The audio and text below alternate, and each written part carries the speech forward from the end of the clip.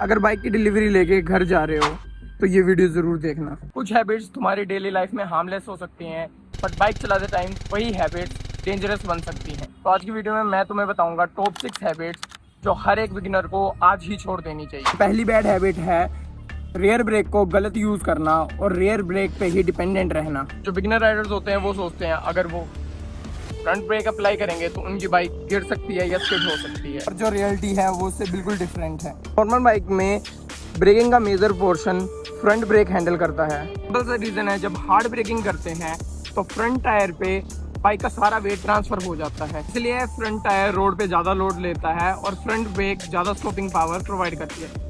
इसका मतलब ये नहीं कि रेयर ब्रेक यूजलेस है।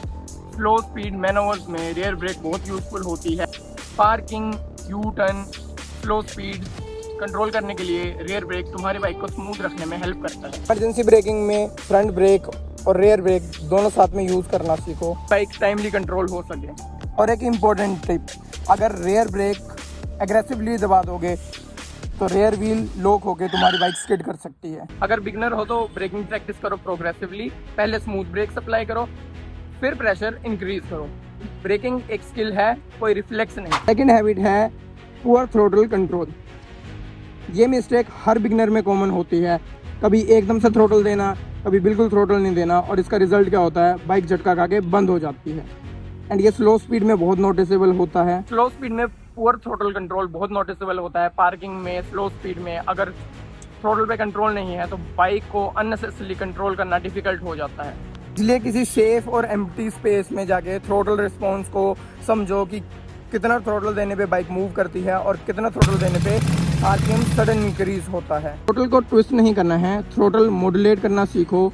याद रखो, स्पीड बाद में आएगी, कंट्रोल पहले आएगा। थर्ड हैबिट जो कि बिगिनर राइडर और एक्सपीरियंस राइडर दोनों करते हैं, क्लच को गलत यूज करना। अगर बिगिनर हो तो क्लच फ्रिक्शन जोन नाम की चीज तुम्हें समझ आ जानी चाहिए। क्लच को एकदम से रिलीज करोगे, बाइक एग्रेसिवली एंगेज होके स्टॉल कर सकती है। अगर क्लच को अननेसेसरली दबा के रखते हो तो बाइक इंजन ब्रेकिंग और अपना कंट्रोल लूज कर देगी। स्लो स्पीड में क्लच फ्रिक्शन जोन तुम्हारा बेस्ट फ्रेंड है। ब्रेकिंग में, ट्रैफिक क्रॉलिंग में या यू टर्न में अपनी बाइक के क्लच को फ्रिक्शन जोन में रख के तुम अपनी बाइक को बहुत ईजिली कंट्रोल कर सकते हो। हाँ, एक और कॉमन मिस्टेक जो कि बिगिनर राइडर करते हैं, गियर चेंज करने के बाद क्लच एकदम से रिलीज कर देते हैं, जिससे कि बाइक को जर्क मिलता है। इसलिए क्लच को स्मूथली और प्रोग्रेसिवली रिलीज करो। अननेसेसरी लॉन्ग टर्म तक बाइक को हाफ क्लच में मत चलाओ, जिससे कि क्लच प्लेट पर अननेसेसरी वेयर आ सकता है। तो क्लच का सिंपल दो गोल्डन रूल है, gear change is equal to clutch, slow speed is equal to clutch friction zone. इसे कभी मत भूलना। Fourth bad habit beginner rider के लिए रियल लाइफ में बहुत डेंजरस हो सकती है, टारगेट फिक्शन।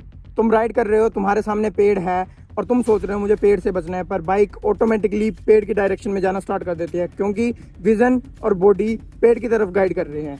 अब एक गोल्डन रूल याद रखो, अपने रोड पे फोकस करो, ऑब्स्टेकल को स्टीयर मत करो।